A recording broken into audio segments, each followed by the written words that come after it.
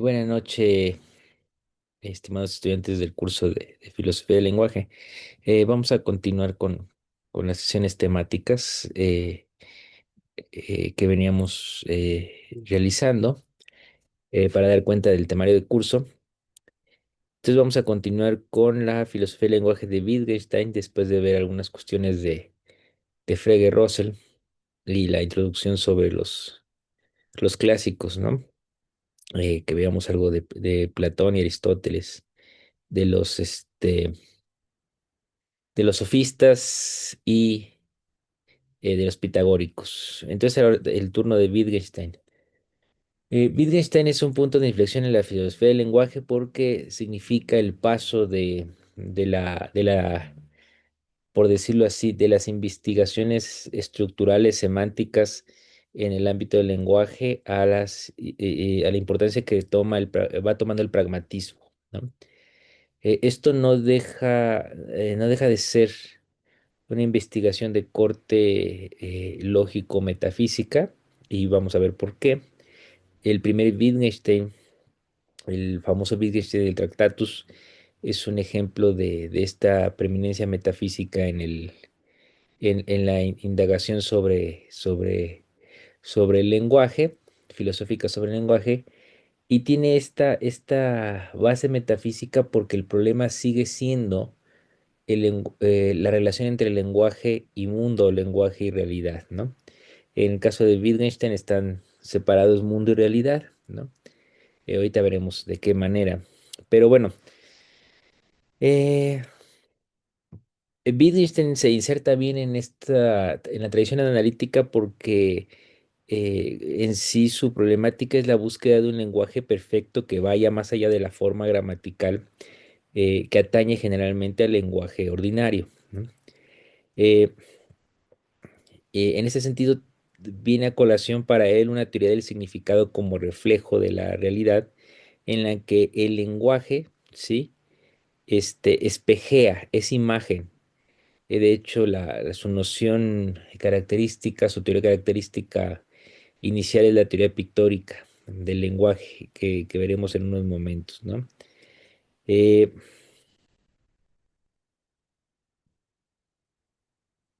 eh, Después, bueno, veremos que después abandona esta teoría pictórica, esta teoría de correspondencia con la realidad y la suple por la de un significado determinado por su uso lingüístico, donde los signos adquieren significatividad, por decirlo de algún modo, en un juego de lenguaje que se construye dentro de la forma de vida, las prácticas y las relaciones sociales concretas. Este es el segundo Wittgenstein, el Wittgenstein de las investigaciones y no del Tractatus, ¿no? Este segundo planteamiento ya no pretende, por decirlo de alguna manera, reconstruir las facultades del lenguaje ordinario, ni resolver los problemas que surgen por su causa, sino que trata de disolver los problemas, de hacer o demostrar que el lenguaje ordinario o que la filosofía del lenguaje anterior a él, que se preocupaba por las relaciones entre mundo, digamos, entre objetos de la realidad, entre lo visible, lo que vemos como exterior y lo que decimos corresponde a un pseudo problema o un problema falso, ¿no? Pero esto lo veremos en el siguiente video. Ahorita vamos a enfocarnos en el primer Wittgenstein. En la primera época, es decir, la del Tractatus, Wittgenstein sostiene una correspondencia muy estrecha entre el signo y la cosa, entre signo, que va a considerar como la figura de la realidad.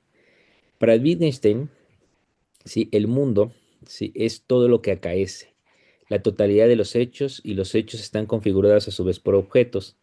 Bajo esta configuración está la sustancia del mundo, ¿sí? Que es forma y contenido, y que es necesaria para tener una figura del mundo, y para que las proposiciones sobre el mundo puedan ser verdaderas o falsas. La sustancia, es decir, forma y contenido, es fija y la configuración variable es una estructura compuesta por relaciones necesarias de dependencia de los objetos unos con otros. Esto es lo que permite que se pueda obtener un modelo, una pintura o una figura del mundo cuya verdad depende de su correspondencia justamente por este. ¿Sí? Por eso dice Wittgenstein que nosotros nos hacemos figuras de los hechos. La lógica para Wittgenstein es un espacio de posibilidades, de los hechos y objetos, y se realiza conforme a leyes particulares de la lógica. Los dos grandes sectores de esta posibilidad, ¿sí? Se limitan enteramente a las nociones de existencia y no existencia, eh, lo que figura las posibilidades de que los objetos entren a formar parte, ¿sí? O entren más bien a formar hechos atómicos y de que estos hechos atómicos pasen a constituir posibles estados de cosas, ¿no? La principal dificultad que va a tener Wittgenstein para sostener su teoría es la existencia de los hechos atómicos, puesto que es un postulado que él da por hecho, o sea, de que existen entidades mínimas de la realidad que son, que más que decir mínimas, ¿sí? La idea es eh, reducir lo más posible la idea de que hay cosas que suceden en la realidad, hay eventos, ¿sí? Y tomar esa noción de cuestiones que pasan en el mundo, ¿sí? A una entidad mínima, ¿sí? Que es el hecho solitario. Por ejemplo, si consideramos la palabra rana, lo que le importa a Wittgenstein es que la realidad de la rana es que ocurre la rana en el mundo. Tiene, vamos a decirlo así, una temporalidad que es presente, ¿sí? Y una espacialidad que determina la palabra, ¿no? Un lugar que ocupa en el espacio que está ejemplificado por la imagen que tenemos propiamente de la rana localizada en un cuadrante como tal, o sea, localizada en una, vamos a poner, en una imagen, ¿sí?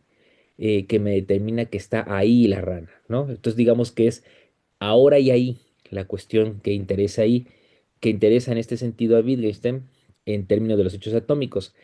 Ahora, su teoría va a ser insostenible por él mismo, el Wittgenstein posterior de 47 años, ¿sí? Este, va a atacar su teoría justamente porque no puede mostrar la existencia de los hechos atómicos, ¿no? En el mundo de estos hechos mínimos. Eh, el Wittgenstein Tractatus, 27 años él tiene cuando escribe el Tractatus, y el Wittgenstein que se critica a sí mismo de las investigaciones tiene 47 años, ¿no? Bueno, otra cosa importante es que los hechos atómicos cumplen la función de determinar que lo que podemos decir con verdad o falsedad lo podemos decir solamente de las cosas o de los acontecimientos que no varían o que no cambian. Esto significa que hay acontecimientos que varían o que no o que varían o que cambian, sí, sí los reconoce Wittgenstein, pero lo que dice es que el lenguaje no puede acceder a ellos, ¿sí? Y que el problema de la metafísica clásica y de la ontología y de la religión y todo lo que no sea lógica es que trata de decir cosas de las cosas que cambian o varían, que no están quietas, ¿sí? Entonces, eso para él es un error del lenguaje. De ahí se explica su sentencia famosa de aquello de lo que no podemos hablar es mejor callar, ¿no? Entonces, porque al menos en este Wittgenstein del Tractatus, este Wittgenstein de 27 años, todo lo que se pretende decir de las cosas que varían o cambian, pues se caería en un error, ¿no? Al momento de quererlo poner en una situación de lenguaje. Por eso los hechos atómicos son posibilidades esenciales, no accidentales. Pues en la lógica no entra lo accidental, es decir, no hay sorpresas, no hay cambios, ¿ok? Es lo regular de lo que puede capturar el lenguaje. En este espacio lógico se constituye la figura como un modelo de la realidad. Esta corresponde a los objetos, que son entidades lógicas simples, pues son los constitutivos últimos del mundo, es decir, la propia misma sustancia del mundo, ¿ok? Al hablar de sustancia tiene que ver con esta idea de lo que no cambia, ¿sí? O sea, el lenguaje da lugar a lo que no es sorpresivo, a lo que no es contingente. Esa es como la idea, vamos a ponerlo, pues sí, metafísica, a final de cuentas, que va a tener la filosofía Wittgensteiniana. Eh, la teoría pictórica de Wittgenstein explica que el lenguaje representa el mundo como una imagen, a final de cuentas, donde las proposiciones, ¿sí? Es decir, lo que se dice, la frase, son como dibujos que corresponden a hechos o estados de cosas en la realidad, ¿sí? Se sostiene que tanto el lenguaje como el mundo está compuesto de elementos simples, objetos y nombres, que se relacionan entre sí de la misma manera que se relacionan los objetos de la realidad. O sea, por decirlo de algún modo, el significado de una palabra se entiende, ¿sí? Si se sabe cómo esa palabra se pinta a un objeto del mundo. Y una frase compleja o compuesta se entiende si se puede visualizar la imagen como forma de la realidad. Eh, ejemplo, ejemplo, vamos a ponerlo para que intentar que se entienda un poco más, porque es muy abstracta la idea de la teoría pictórica del lenguaje de Wittgenstein. Es un realista en este sentido en el cual lo que quiere decir es que cuando nosotros vemos algo en la mente lo tenemos como imagen y de esa imagen que tenemos en la mente, ¿sí? Es de donde se construye el lenguaje, es una forma de lenguaje, ¿sí? O sea, podemos decir algo, si decimos algo no decimos algo del mundo, decimos algo de la imagen que tenemos del mundo, ¿sí? Entonces hay esos tres elementos ahí, ¿ok? El ejemplo, una foto. Hagan de cuenta que la fotografía sí, es una proposición. La proposición es la estructura lógica, sí, de combinación, sí, de la combinación de nombres y objetos como tal, ¿no? Eh, ahora, aquí hay una cosa que quería decirles para que quede, eh, em,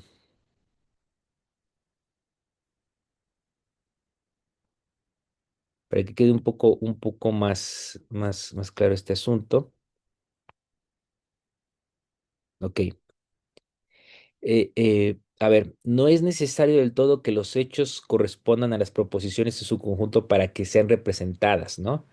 Lo que se necesita es que haya una correlación uno a uno entre los diferentes componentes de las proposiciones y los de los hechos que representan en el mundo, y que los componentes de los primeros estén en relación con los componentes de los segundos de una manera isomórfica. Por lo tanto, la relación dada entre los componentes de una imagen representa la relación similar entre las cosas correspondientes en el mundo, independientemente de si este hecho se obtiene, o sea, ocurre o no, ¿sí? Por eso, Wittgenstein sí puede hablar de cosas que existen y no, y cosas, el lenguaje sí puede hablar de cosas que existen y cosas que no existen, ¿sí? Pero no cosas, no de cosas, ¿sí? Fíjense, no de cosas que pudieran existir o no existir. Ese es el punto. La lógica no entra a esta posibilidad. La noción, hay dos nociones de posibilidad, ¿sí? La noción lógica y la noción ontológica. La noción lógica de posibilidad dice que, dado un estado de cosas determinado, según la combinatoria del estado de cosas, ¿sí? Vamos a poner, con ciertos hechos, algo pudiera existir o pudiera no existir, pero algo no es concebible para la lógica que pudiera existir o no existir al mismo tiempo. Esa es la cuestión, ¿sí? O sea, algo puede existir y eso automáticamente significa, elimina la posibilidad de que pudiera no existir. ¿Sí? Pero en la lógica, al menos en la lógica clásica, hay otras lógicas que sí tratan de estas cosas, pero en la lógica que está sentada la teoría wittgensteiniana, algo no, el lenguaje no puede dar cuenta de lo que puede sí o no existir, ¿sí? O sea que está, por ahí recuerden o busquen en internet lo del gato de Schrödinger, ¿no? En este sentido, de eso el lenguaje no podría dar cuenta, ¿sí? O sea, es un error del lenguaje esa perspectiva. En otras palabras, no son los componentes, vamos a ponerlo así, de la proposición los que no corresponderían a la realidad. O sea, los que podrían hablar de que algo en el mundo fuera falso, ¿sí? Sino la manera en que estos componentes se combinan. Eso es lo que daría la noción de falsedad en la lógica wittgensteiniana, ¿sí? La lógica wittgensteiniana no es tan importante a la hora de hablar de la verdad de las cosas, porque retoma todo lo que había retomado Russell sobre todo, ¿sí?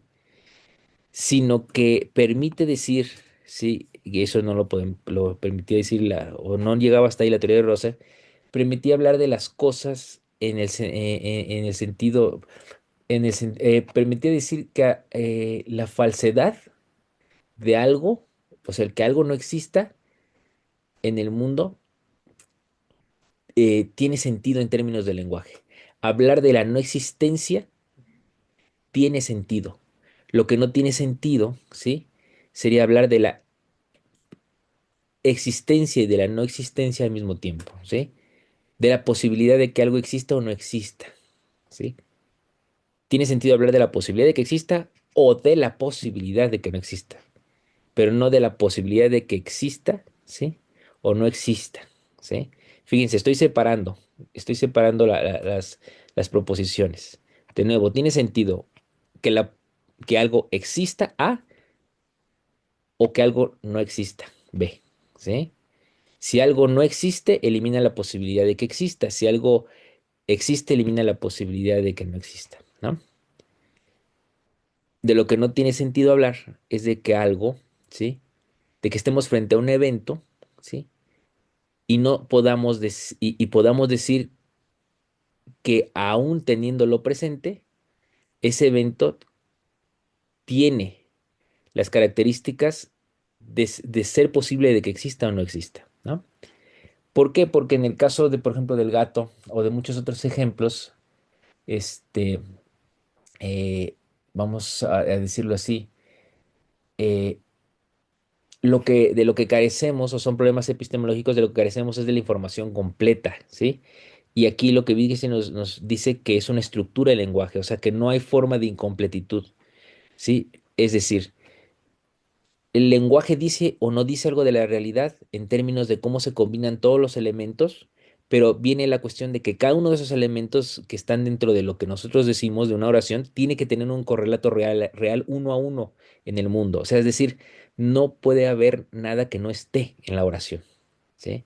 En el caso de Russell, él lo ve más en términos epistémicos, ¿eh? Si hay algo que la oración no dice del mundo, entonces hay que buscar en el mundo para incluirla, ¿sí?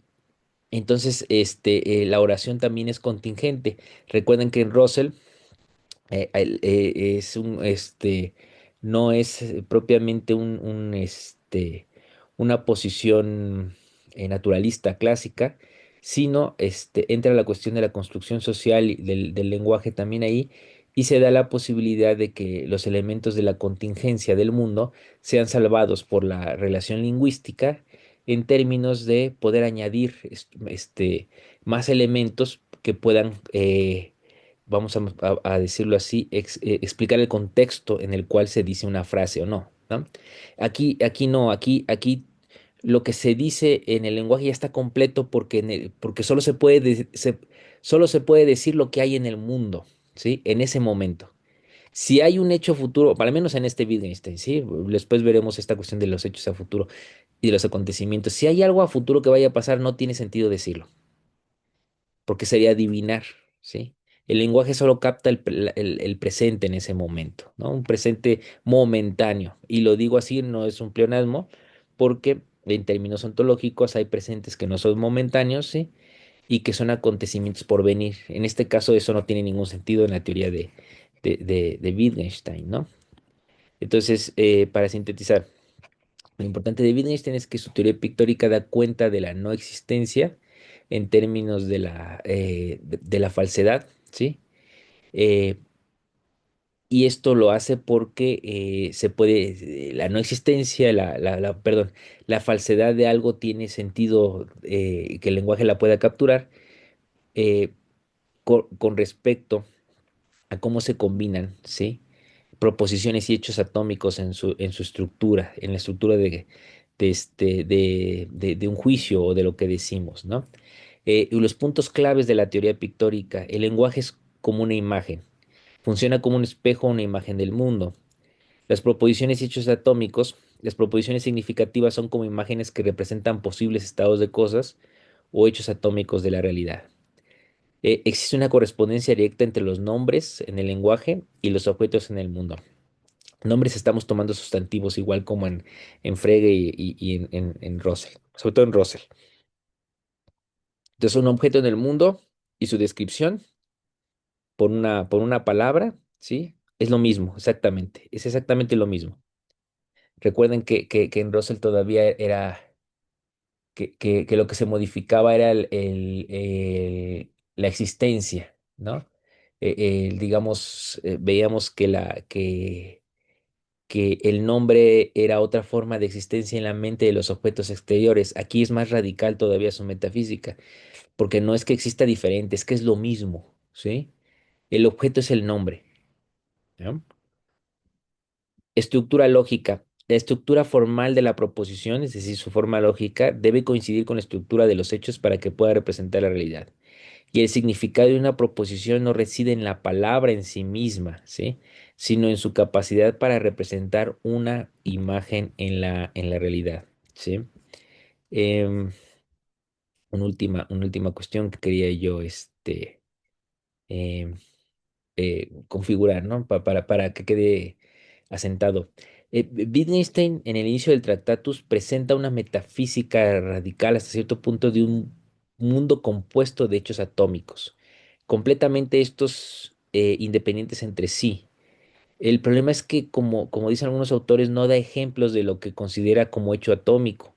Afirma solamente su existencia, pero no que había identificado como tal un hecho atómico. No hay una definición de hecho atómico como tal.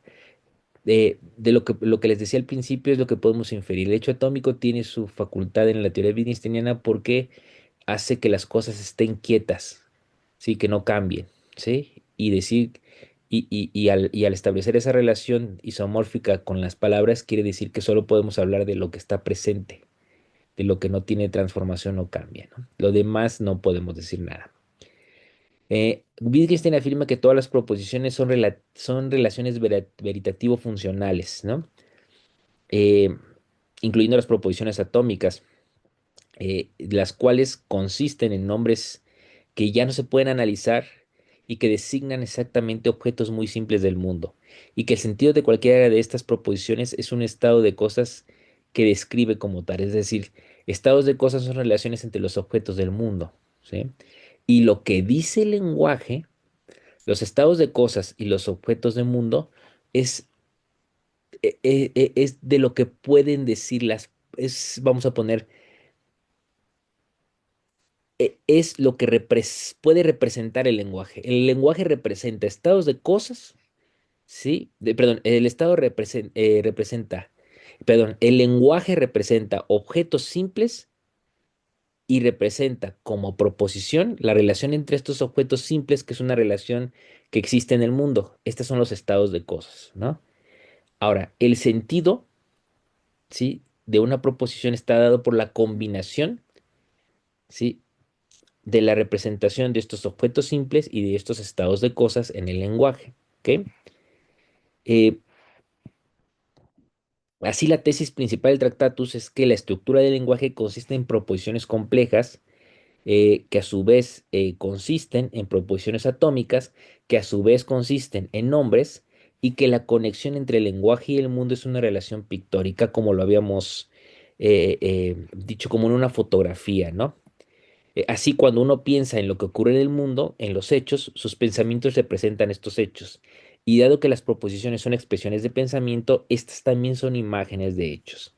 Y voy a cerrar con regresando al ejemplo de la foto para intentar que quede un poquito más claro esta teoría que es un poquito difícil de agarrar en Wittgenstein, ¿no? Imaginen que la fotografía es una proposición, decíamos la representación. El contenido de la fotografía, ¿sí? Piensa en una foto donde está una persona, un árbol y un perro, son los objetos del mundo como tal, ¿sí? Y la forma en que la fotografía muestra esta relación entre los objetos, por ejemplo, la persona sentada bajo el árbol es la estructura lógica. La fotografía sí tiene significado o es significativa porque tiene una estructura que corresponde a cómo los objetos se encuentran realmente en el mundo, ¿sí? Es decir, hay una persona sentada debajo del árbol, ¿sí? A un lado está el perro y ya, ¿no? En ese sentido, en esa foto. Esto mismo es lo que llama Wittgenstein la estructura pictórica, ¿sí? Del lenguaje, ¿sí? Eh, Aquí pusimos una fotografía, pero pues Wittgenstein pensando en un cuadro, ¿no? El ejemplo con el que se va a hacer su debate posteriormente es cuando piensa en las diferentes maneras de describir esta fotografía, ¿no? Porque solo nos está diciendo que el lenguaje solo puede tener un solo significado como tal, ¿no? En este caso, la persona sentada abajo del árbol, la fotografía con un perro a un lado, ¿sí? Es decir, puede dar cuenta solamente, nos dice que el lenguaje solo puede dar cuenta de hechos singulares, ¿sí? De acontecimientos simples como tal. Pero después tenemos ejemplo un ejemplo que le va a salir a colación posteriormente. Por ejemplo, cuando nosotros pensamos en una manzana o decimos manzana, no estamos aplicando la palabra manzana o botella a una botella en particular, en un cuadro particular, en una situación particular, ¿sí? Es decir, cuando decimos manzana no estamos pensando ni aplicando el concepto de manzana a la manzana que está sobre esa mesa sobre esa mesa que está dentro de esa casa, que está dentro que está a un lado de ese árbol, eso no lo decimos. Y el lenguaje wittgensteiniano del Tractatus solo sirve para significar las cosas con esa especificidad. O sea, tienes que reducir todo a hechos atómicos, ¿no? ¿Cuál es en el caso de la fotografía que decíamos de la persona, el árbol y el perro? Da cuenta de la persona sentada bajo del árbol con el perro a la derecha, pero no da cuenta, ¿sí? O o tendría problemas para decir, ¿sí? O para diferenciar o decirnos si es la misma imagen, esta foto de la persona sentada bajo el árbol con el perro a la derecha y la imagen de un perro, ¿sí? Sentado, ¿sí? Al lado de una persona que está bajo el árbol, por ejemplo. Si cambiamos la perspectiva y enfocamos la foto desde el punto, o sea, decimos que la foto designa un perro que está echado al lado de una persona que está sentada bajo del árbol, ¿sí? Y la comparamos con la foto de una persona sentada abajo del árbol con un perro echado a la derecha y le preguntamos a Wittgenstein cuál de las dos es verdadera y cuál de las dos es falsa, la teoría pictórica se cae porque solamente una puede ser verdadera, ¿sí? No puede haber al mismo tiempo decir que hay dos verdaderas. Ese es el límite de la lógica wittgensteiniana, ¿no? Repito, o sea, ¿dónde empieza a tener problemas? En la teoría pictórica del lenguaje de Wittgenstein, en el sentido en que no puede declarar o sea, no puede dar acceso a la universalidad con la que usamos el lenguaje, palabras como lo que decía de la manzana. Y en este ejemplo, o sea, si yo le pregunto a Wittgenstein, ¿cuál de estas dos imágenes es verdadera? Proposición es verdadera. ¿Sí? ¿Cuál de las dos fotos es la verdadera y cuál es otra es falsa? ¿Sí? Es decir, foto A, la persona sentada bajo el árbol con el perro, con un perro echado a su lado derecho. Y foto B, un perro sentado del lado derecho de una persona sentada bajo el árbol, ¿sí? Si le preguntamos cuál es verdadera y cuál es falsa, entonces entran en contradicción ahí, porque no pueden ser las dos verdaderas y solo tiene que ser una verdadera. Y la imagen describe dos cosas, ¿no? Esto va a ser la cuestión un poquito más sencilla en términos de la teoría de la Gestalt, posteriormente, que va a usar Wittgenstein para preguntarse en estas famosas imágenes que tienen doble sentido, ¿no? El pato conejo, por ejemplo. eh, la pregunta en esta imagen del pato conejo, que a lo mejor muchos la tienen presente y si no, busquen la Gestalt, imagen del pato conejo o Wittgenstein pato conejo, su teoría del lenguaje. En una imagen de estas que nos ponen en línea luego, que tenemos ahí eh, acceso a través de internet, en donde la imagen, si la ves de una perspectiva, parece una cosa y si la ves desde otra perspectiva, parece otra, pues ahí el lenguaje de la teoría pictórica no podría dar cuenta de ahora sí, de esta imagen, ¿sí? Porque necesitaría decir que una perspectiva, que solo una de las dos perspectivas es verdadera. Y justamente esto es lo que no pasa con esta clase de imágenes, ¿no? Las dos son verdaderas según el ángulo desde donde podamos ver la cuestión. ¿En qué sentido es verdadera? En el sentido en el que la tenemos de frente y cumple con la condición de que está presente ante nosotros, ¿sí? La condición wittgensteiniana de que está ahí sin moverse en el tiempo. La imagen no se mueve, que ese es el requisito. Los que nos movemos somos nosotros. Y esta parte del sujeto, ¿sí? Cambiante, es la que no se ajusta a la teoría primera de Wittgenstein sobre el lenguaje. Recuerden que, y eso nos quedamos en el pasado apartado, en el pasado video en esta situación, la vamos a seguir conteniendo ahí y la vamos a llevar a nuestras conclusiones del curso que me parece fundamental. ¿Dónde queda el sujeto en términos de lenguaje? ¿Sí? Frege lo incluía, Russell lo quita, ¿sí? Lo necesita atacar en ese sentido y a Wittgenstein del Tractatus le estorba el sujeto para manifestar el isomorfismo entre lo que decimos y lo que sucede en el mundo, ¿no? ¿Por qué? Porque si bien la condición es que para que haya ese isomorfismo es que el mundo no cambie, no toma en cuenta que el sujeto cambie. Ese es el problema que va a enfrentar la teoría del lenguaje del Tractatus o teoría pictórica del primer Wittgenstein. Bueno, hasta aquí lo dejo. Nos vemos en el siguiente video donde seguiremos con esto del sujeto, no lo dejamos como les dije en el pasado video y retomamos ahora este giro al pragmatismo que empieza a darse con el Wittgenstein de las investigaciones o el segundo Wittgenstein. El Wittgenstein de los 47 años, le decía yo hace rato. Un gusto, un saludo a todos de nuevo. Infinitas gracias por continuar por acá. Nos vemos en el siguiente video.